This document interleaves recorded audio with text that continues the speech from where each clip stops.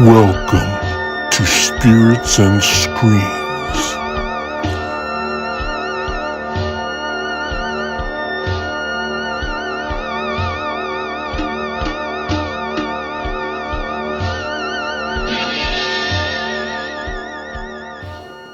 Hey guys, how's it going? I went to the theaters to see this one about a week ago, Late Night with the Devil, and man, I've heard such great things about it and I loved it so much. 70s talk show set, filmed in that classic 70s style, and possession and scary stuff and slow burn. I mean, come on, this movie was meant for me, right? Oh my gosh. We even splurged on movie theater popcorn for this one, you know, and it was worth it. I'd even pay to go see it again, you know, 50 bucks, whatever, it was worth it. But it is coming out on Shudder for streaming end of this month, I think April 19th, something thereabouts. So, well, I'll get to watch it again soon, and that's pretty fun. And if you haven't seen it, you'll get to see it. And I just want to say right up front now, I'm not going to have spoilers in this review because I don't think that would be cool. There's probably a lot of you that haven't seen it yet. So we'll keep it spoiler free, but I'm going to tell you all the things that came to mind and all my thoughts so far. I might have to do a spoiler review too later down the road. But yeah, this one is, you know, I just did the Kolchak movie, The Night Stalker, and I'm just so into 70s horror, as you guys know. The vibe, I used to watch Johnny Carson like faithfully every single night, 11:30 p.m. all the time. And I just love that show. This movie, I can't, you know, a lot of times modern day filmmakers try to recreate things from the past. And because they weren't alive in that decade, they don't quite grasp it the same. It still has that modern feel to it. But this one, oh my God, they were so amazing at doing this. It was so accurate. It felt like I was watching something from back then. It really, really did. Just the way that they put it together, the feel, the vibe, the clothing, the style, the way they talked, all of it was so on point.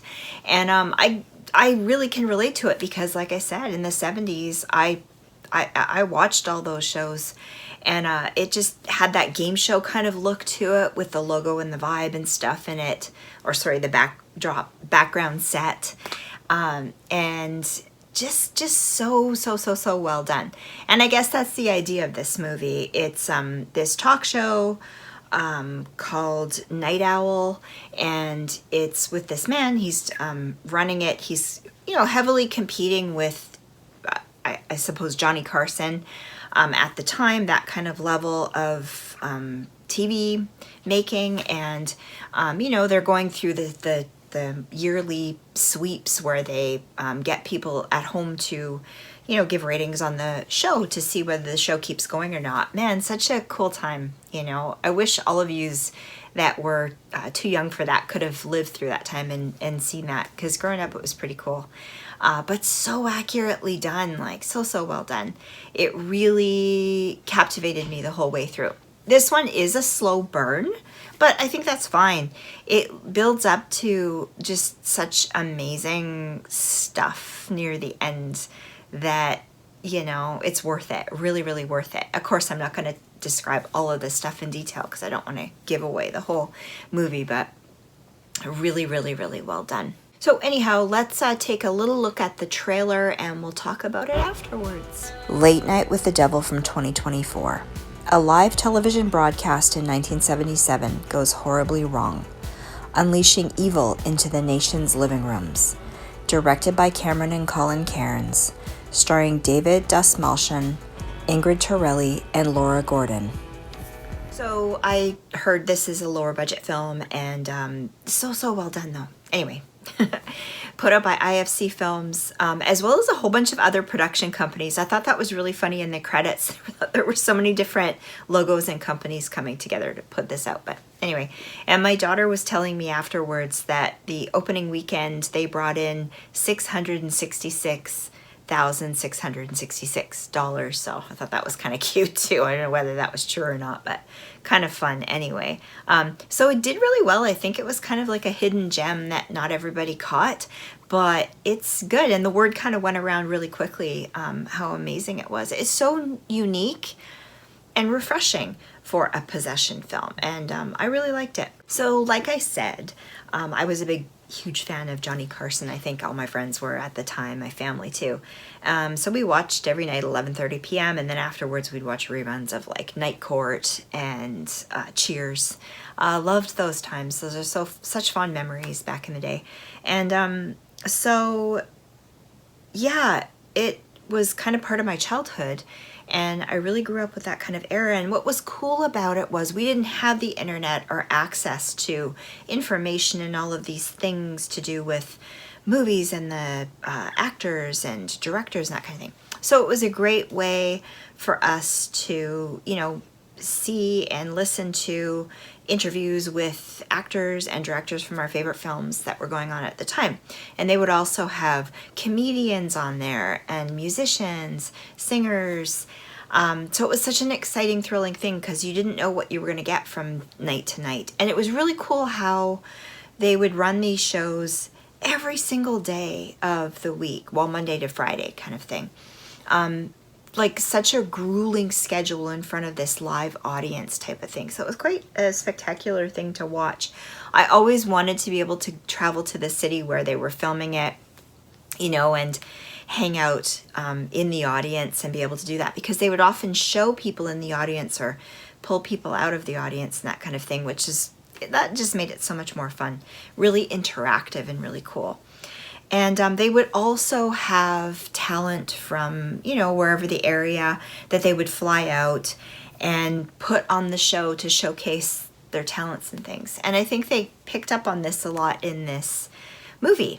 They have sort of your typical psychic, you know, person that comes on. They were, you know, ended up someone that had written a book about something creepy, like someone that's allegedly possessed by the devil, and just brought these people on the show in this movie. Very, very cool. So I guess I should start back a little bit. So this man that is the host of this show, he and his wife kind of were together in this dynamic duo kind of couple in the spotlight. He's rising on up with this talk show, doing pretty good. But then something tragic happens and she falls ill. She comes down with cancer, and she doesn't make it, unfortunately. And so this crushes his world, and his ratings and everything just start to slip, and he starts to get to where you can see they kind of like fast forward through the footage showing that he just doesn't really care anymore, and the show's slipping in the ratings, but he needs this to work out, right? And so his producer comes together with him, and you know, he needs to come up with a gimmick, like a show, a last final show that's going to be like do or die. He's either going to make it or they're going to cancel the show, because it's the sweeps week and all this pressure on him and everything. And even the producer guy is really cool too, because he just seems so legit. You know, really, really cool. And so they come up with this really crazy over-the-top show, which is fine in and of itself. You know, they've got like this psychic comes on to do his little shtick, and then afterwards they're going to have this woman, parapsychologist, who wrote this book about this woman, this young girl actually, that is allegedly possessed by the devil or a demon. And they're going to have her on. But because he's under so much pressure, he kind of pushes the limits a little bit on all of the aspects of it. Yeah, and you can kind of get the feeling of where that leads to. I'm not going to get too much into it, but yeah. Anyways, pretty crazy. Pretty crazy. Ends up slowly growing into this. It's very scary, you know? It's really creepy. It's got that really silent quality about it, because you're actually feel like you're sitting in the audience watching, just the way that they filmed it. And I don't know, we were in a theater that's a little older. We were kind of up close to the screen, of course with the bucket seats laying back, but it just sort of, we really felt like we were in this movie. You really feel like you're in it. When the noises and the sounds happen, which are incredible, It's very freaky, but it can be very silent at times too. And what adds to the whole thing too is that you're watching the show as if you're in the audience, but then when they cut to breaks, because back in the day they took commercial breaks, right? They would actually stop, get ready, touch up the makeup, change the set over, switch guests over, whatever, and the audience would just sit in these little intermissions where they have commercial breaks, usually a couple of times per episode. Usually these talk shows were about an hour long, and you know, they'd have like 4, 5 something breaks in between with commercials. So you'd get to be there while you're kind of behind the stage watching everything that's going on during the production of the show, as well as the polished show itself. So very, very cool. Really lures you in. And it's the kind of movie that I had a few moments where I was like, oh, I have to cover my eyes. I'm just like, I want to see it. I don't want to blink or shut my eyes, but I might have to because I might not be able to cope with what's going to happen next. So that was really fun. Another thing I want to talk about too is there's this whole AI controversy thing that's going on with it because of the couple of the still images, I guess from the 3 of them during the thing, they used AI to create that. But I think complaining about that kind of thing is taking that whole argument a little bit far. Of course, I'm not into robots or, you know, computers or things taking over the world and running things. Of course, I'm not into that. But I think in this case, with an indie film with a low budget, you know, I think there should be kind of maybe some exceptions to that. I think it's also very new. We have to kind of see where things go. But I think getting really all up in arms and, you know, protesting the movie and stuff is a little bit over the top. In my opinion, you're completely entitled to how you feel about that. And I'd love to actually hear in the comments section what you guys think of that whole thing. Whether you think it's a bad idea, whether it's sort of one of those things you can kind of excuse in this situation, or what you think, you know. I'd love to chat about that. There's also some effects in the film, and I'm not going to say too much about it, but where there's sort of like a really like low budget modern CGI effect going on that's a little crazy. But to me, it kind of gave me the feel. My daughter noticed it right away and was like, what? What are they doing there? That's a little bit much.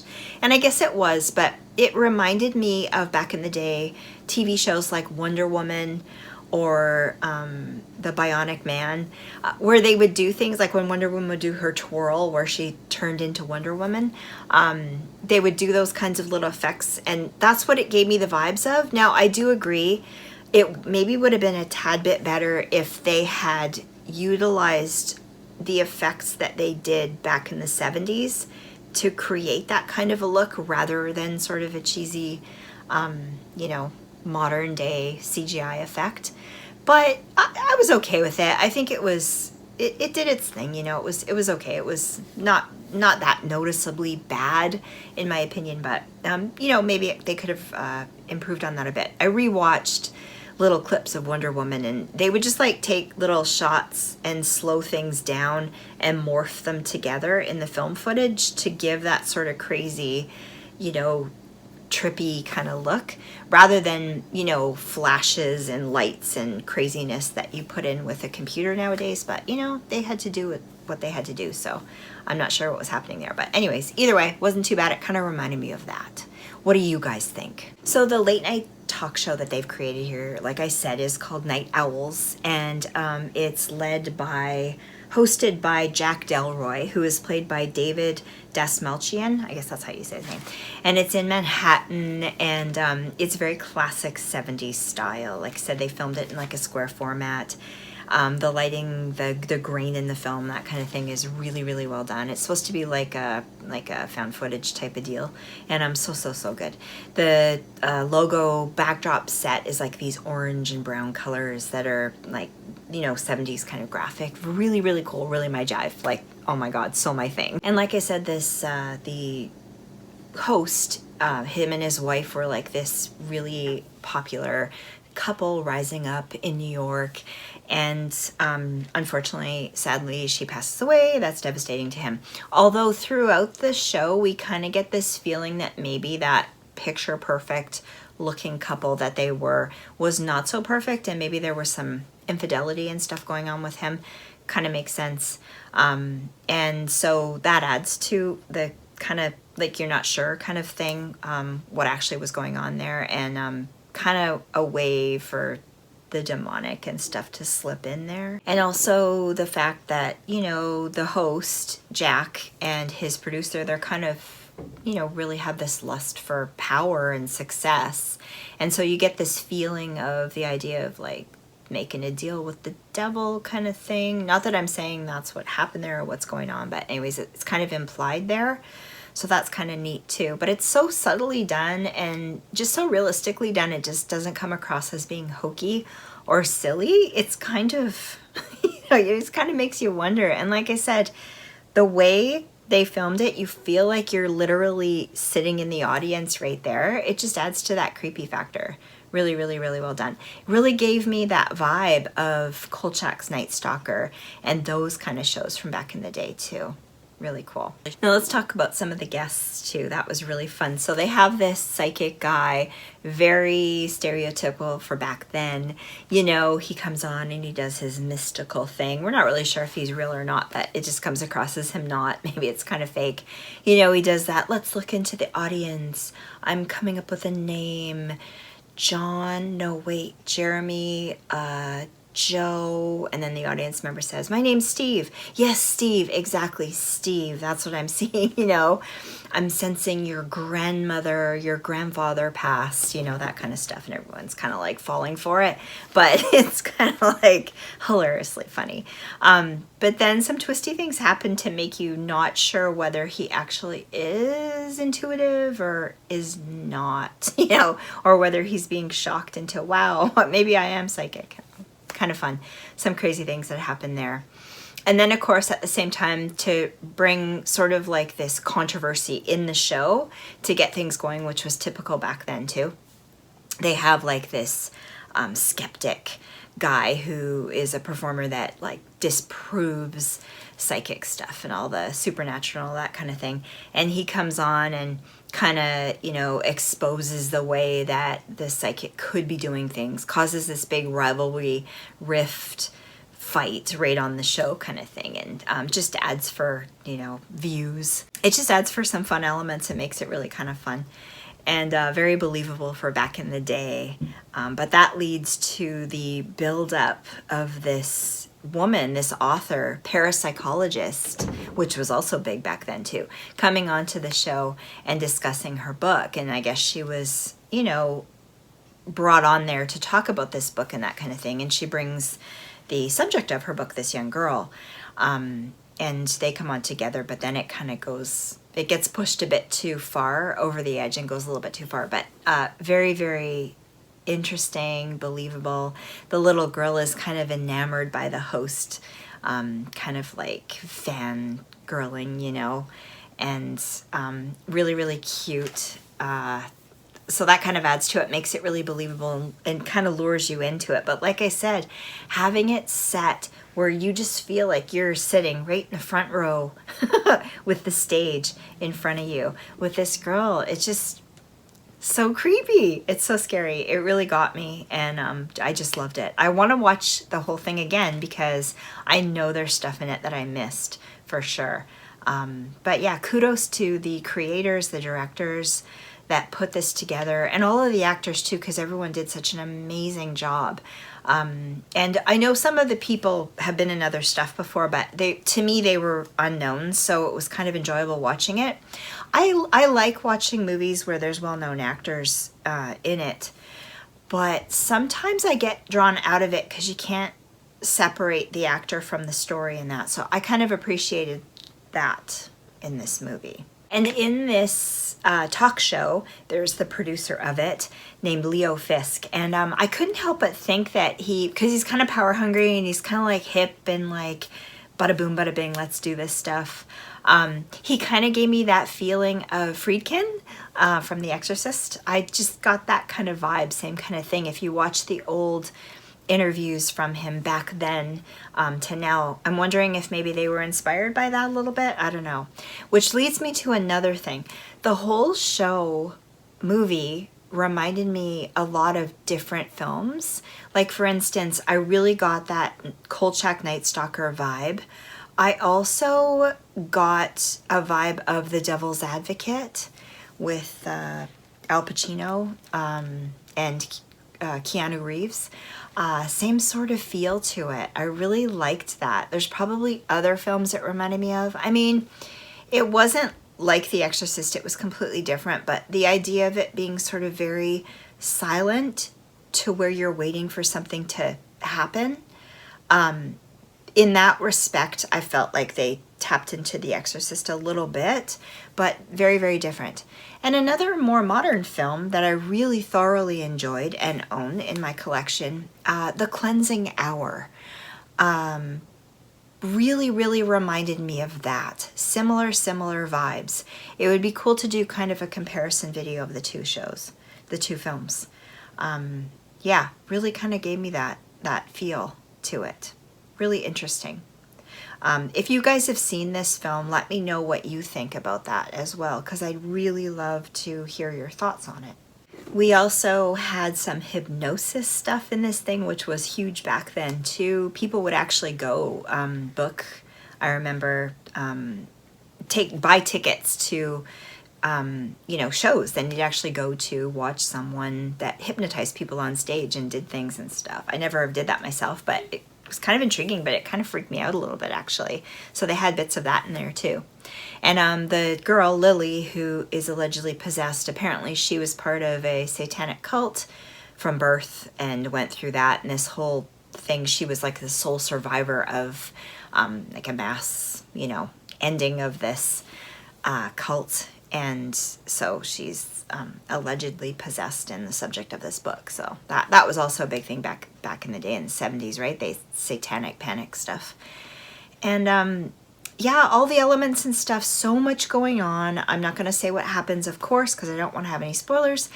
But, you're very much left, you're kind of left with, you see what happens, but you don't. It's one of those open-ended kind of endings that I enjoy and love so very much, because then you can, your brain think, and it makes you want to watch it again and again, and you can come up with all sorts of theories about what's going on, and I love that so much. That's why I want to watch it again, and I'm definitely going to own it in my collection if it does come to Blu-ray or DVD. Hopefully it does, because it's pretty cool. Yeah, overall, super creepy, really intriguing, and a lot of fun. Top-notch practical effects in there as well too that were really, really fun. I enjoyed watching that. Yeah, I highly recommend this one, and I'm gonna give it a Spirits and Screams Cult Classic, a 5 out of 5. I loved this so much. I highly recommend that you watch it. If you can't go see it in theaters, just wait another couple of weeks and you'll be able to see it on Shudder. And you can let me know then what you think. But if you have seen it, of course, drop your comments in the comments below.